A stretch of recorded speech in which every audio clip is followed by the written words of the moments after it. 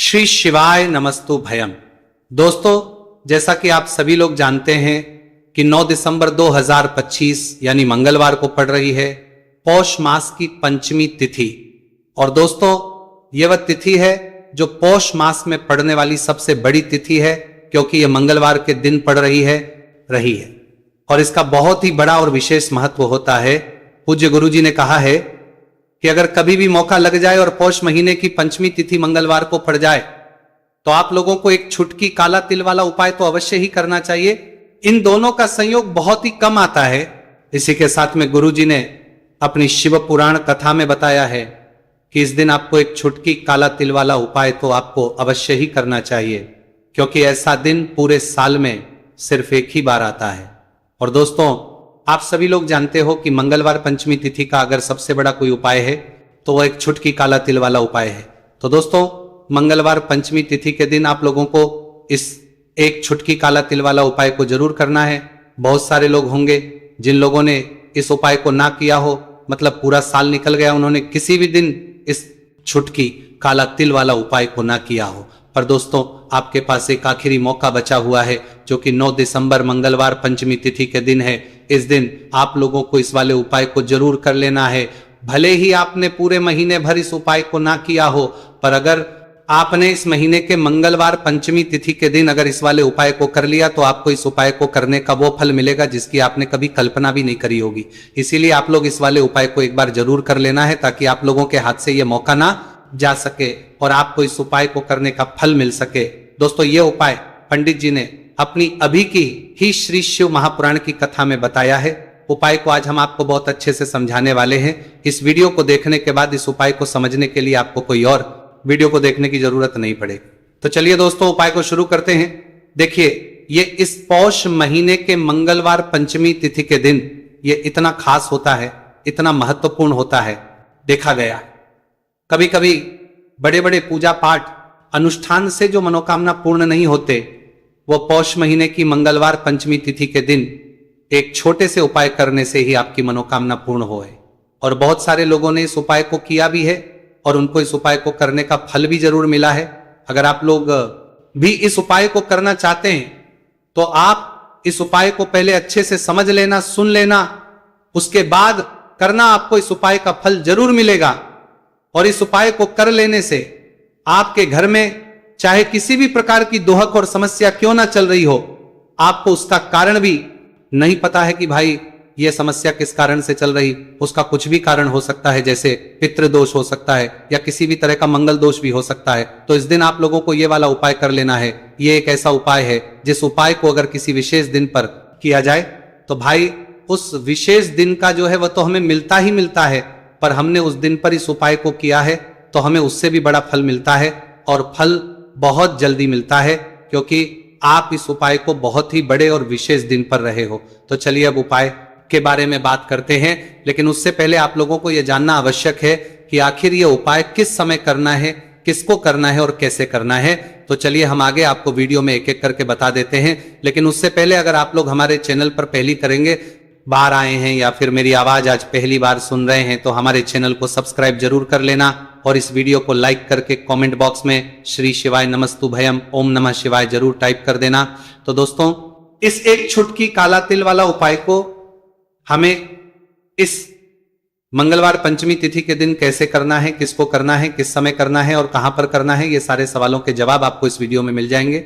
और जो ये वीडियो देखेगा भाई, उसको एक छुटकी काला तिल वाला उपाय जरूर करना चाहिए, क्योंकि इस दिन काला तिल का भी बहुत ही बड़ा और विशेष महत्व होता है। और बात आ जाए एक छुटकी काला तिल वाला उपाय की, तो ये सोने पे सुहागा वाली बात हो जाती है और ये एक बहुत ही बड़ा उपाय हो जाता है इस मंगलवार पंचमी तिथि का। तो अब दोस्तों, इस एक छुटकी काला तिल वाला उपाय को आखिर करना किसको है, सबसे पहले हम लोग वो बात जान लेते हैं। तो देखो, घर की जो बड़ी माताएं बहनें होती हैं, उन माताओं बहनों में से कोई भी एक बड़ी माता बहन इस वाले उपाय को कर सकती है। और दोस्तों, अगर आप तो अपने घर में से सभी सदस्यों को भी इस उपाय को करवा सकते हैं। अगर किसी व्यक्ति की खुद की कोई मनोकामना है, खुद की कोई दुख और परेशानी है जो कि वह अपने लिए ही करना चाहता है, इस वाले उपाय को तो वह खुद अपने लिए भी कर सकता है। बाकी अगर कोई घर में से ऐसा है जो कि अपने पूरे घर परिवार की सुख और शांति के लिए यह वाला उपाय करना चाहता है तो भाई वो भी कर सकता है, उसमें भी कोई दिक्कत वाली बात नहीं है। कहने का मतलब है कि इस उपाय को हर एक सदस्य भी कर सकता है और पूरे घर परिवार के सदस्य के लिए घर की बड़ी माताओं बहनों में से कोई एक माता बहन भी कर सकती है। माताएं बहनें अगर घर में उपस्थित ना हो या वो ये वाला उपाय ना कर पा रही हो तो फिर घर का कोई बड़ा सदस्य भी इस एक छुटकी काला तिल वाला उपाय को कर सकता है, चाहे फिर वो पुरुष ही क्यों ना हो, उसमें कोई भी दिक्कत वाली बात नहीं है। उसके बाद में दोस्तों जो अगला प्रश्न निकल आता है वो ये आता है इस उपाय को लेकर कि आखिर इस उपाय को हमें किस समय करना है, सुबह के समय करना है कि शाम के समय करना है। तो देखो इस वाले उपाय को आप लोग सुबह के समय भी कर सकते हो और शाम के समय प्रदोष काल में भी कर सकते हो। अब अगर आप पूछो कि भाई सब सबसे उत्तम समय कौन सा रहेगा इस एक छुटकी काला तिल वाला उपाय को करने का, तो हम आपसे बस यही कहेंगे कि इस उपाय को आप सुबह के समय करेंगे तो ज्यादा बेहतर होगा। बाकी अगर प्रदोष काल शाम के समय भी करेंगे तो भी अच्छा होगा, उसमें कोई भी दिक्कत वाली बात नहीं है। तो अब दोस्तों जो अगली सबसे बड़ी और महत्वपूर्ण बात आती है वो ये आती है कि सुबह अगर हम उपाय को करेंगे तो हमें कितने बजे से लेकर कितने बजे तक के बीच में करना है और शाम के समय प्रदोष काल में करेंगे तो हमें कितने बजे से लेकर कितने बजे के बीच में करना है। तो देखो सुबह जितनी जल्दी हो सके आप उपाय को करने की कोशिश करना कि अगर किसी कारणवश लेट भी हो जाओ, थोड़ी देर भी हो जाए तो 10 या 11 बजे तक भी आप उपाय कर लेना, पर 12 बजे से ज्यादा देरी ना हो, ठीक है, इस बात का ध्यान रखना। उसके बाद में दोस्तों अगर शाम के समय प्रदोष काल की बात करें, प्रदोष काल का जो समय है होता है वो शाम के 6 बजे से शुरू हो जाता है। मतलब शाम के 6 बजे से लेकर 7 बजे के बीच का जो समय होता है यह समय प्रदोष काल का समय होता है। तो आप उपाय को 7 या 8 बजे के बीच में भी कर सकते हो। मतलब शाम के 6 बजे से रात 8 बजे के बीच में आप कभी भी इस वाले उपाय को कर सकते हो, उसमें कोई भी दिक्कत वाली बात नहीं है। देखिए यदि आपके जीवन में संकट बहुत ही अधिक चल रहे हो, समस्याएं बहुत ही अधिक चली हो, एक एक रूप खर्च करने आपको बस ओढ़ रहा है, भूमि से जुड़ी हुई कोई भी समस्या हो या फिर आपके विवाह से जुड़ी हुई कोई भी समस्या हो या आपके व्यापार से जुड़ी हुई कोई भी समस्या हो, तो आपकी ये सारी समस्या इस मंगलवार पंचमी तिथि के दिन समाप्त होने वाली है। तो चलिए दोस्तों जानते हैं उस विशेष उपाय के बारे में। देखिए इस वीडियो में हम पूज्य गुरु जी द्वारा बताए गए 3 बहुत ही चमत्कारिक उपायों के बारे में जानेंगे। देखिए ये जो उपाय है आपके जीवन से दुर्भाग्य का तो अंत करेंगे ही, साथ ही साथ यदि आपके जीवन में धन की समस्या चल रही है तो वह सभी भी आपकी समाप्त हो जाएंगी। देखिए गुरुजी ने बताया है कि जब भी मंगलवार पंचमी तिथि का दिन पड़े तो हमें कर्ज मुक्ति के लिए कुछ उपाय करने चाहिए। इसी के साथ हमें धन प्राप्ति, भूमि से जुड़े कार्यों और विवाह के लिए भी उपाय करने चाहिए। तो चलिए दोस्तों जानते हैं गुरुजी द्वारा बताए गए सबसे पहले उपाय के बारे में। देखिए ये उपाय विशेषकर उन लोगों को करना है जिनकी भूमि से जुड़ी कोई भी समस्या चल रही हो, यानी कि उनकी भी जमीन से जुड़ी हुई समस्या चल रही है, यानी कि जो लोग मकान खरीदना चाहते हैं या फिर उनका खेत से जुड़ा कोई भी केस चल रहा है या फिर जिनके भी विवाह में विलंब हो रहा है या फिर जिन भी लोगों के जीवन में कर्ज बहुत ही अधिक बढ़ने लगा है, कर्ज जो है वह चुका नहीं पा रहे हैं, तो गुरुजी ने कहा है कि ऐसे लोगों को यह उपाय करना चाहिए। देखिए इस उपाय के लिए आपको थोड़े से काले तिल ले लेने हैं। देख आपको मात्र एक चुटकी काले तिल ले लेने हैं। इसी के साथ में आपको थोड़ा सा शहद ले लेना है। फिर सबसे अंत में आपको एक लोटा शुद्ध जल ले लेना है। तांबे के पात्र के अंदर आपको अपने घर से शुद्ध जल ले लेना है और इन सभी सामग्रियों को आपको लेकर के पहुंच जाना है।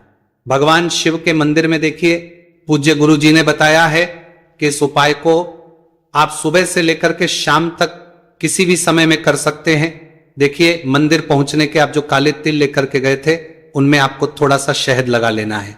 देखिए आप जो शहद लेकर के आए हैं उस शहद में आपको ये काले तिल अच्छे से डुबो देना है और शहद से युक्त ये जो काले तिल हैं इन्हें आपको शिवलिंग पर अर्पित कर देने हैं या फिर आपको शिवलिंग के चारों तरफ अच्छे से काले तिल का लेपन कर देना है।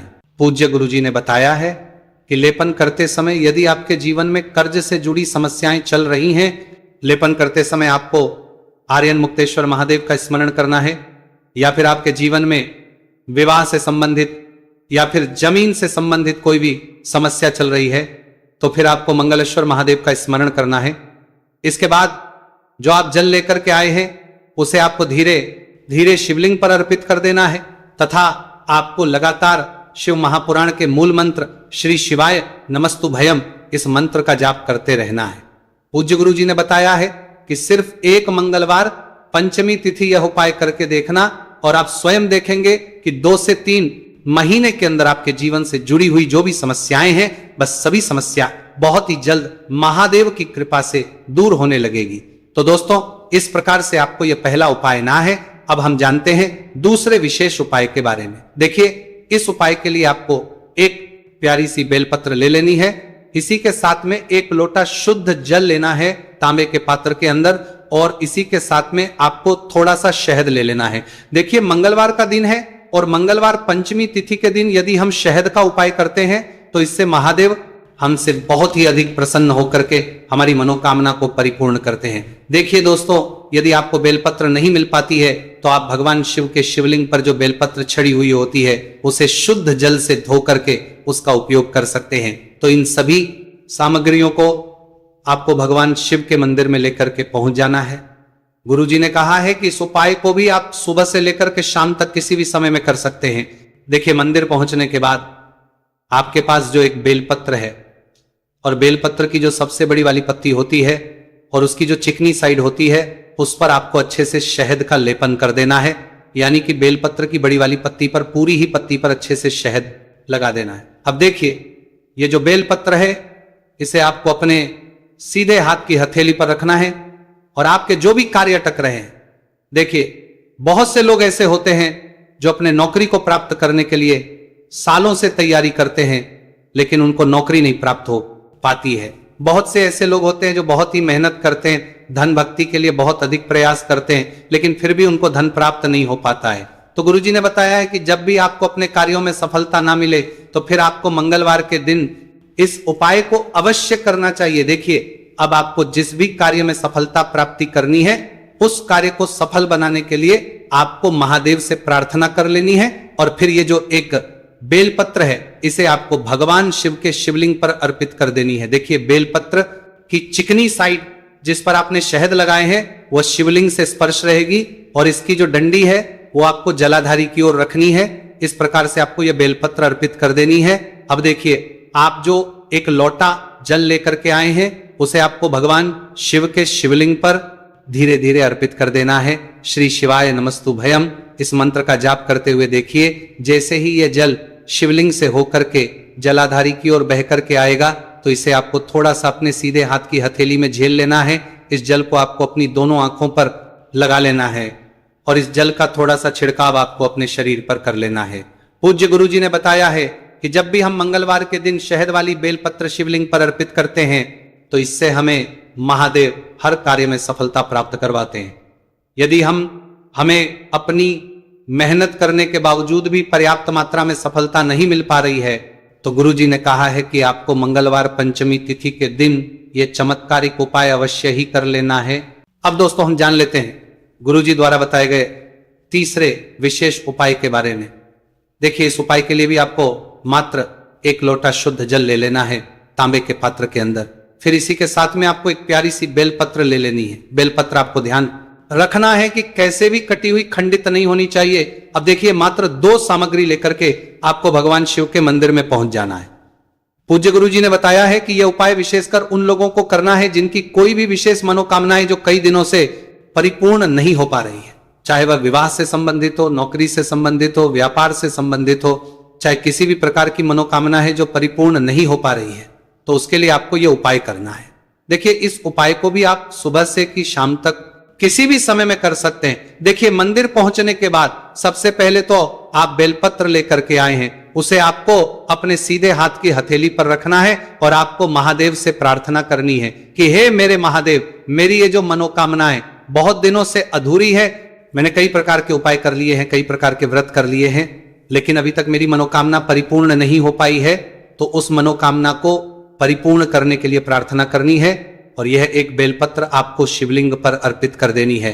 देखिए, बेलपत्र की जो चिकनी साइड है वह शिवलिंग से स्पर्श रहेगी और इसकी जो है वो आपको जलाधारी की ओर रखनी है। इस प्रकार से आपको यह बेलपत्र अर्पित कर देनी है। इसी प्रकार से आपको यह बेलपत्र अर्पित करनी है। अब देखिए, आप जो एक लोटा शुद्ध जल लेकर के आए हैं, इसे आपको धीरे धीरे शिवलिंग पर अर्पित कर देना है। इस मंत्र का जाप करते हुए देखिए, जल अर्पित करते हुए आपको कम से कम 11 बार श्री शिवाय नमस्तुभयम या फिर ओम नमः शिवाय इस मंत्र का जाप कर लेना है।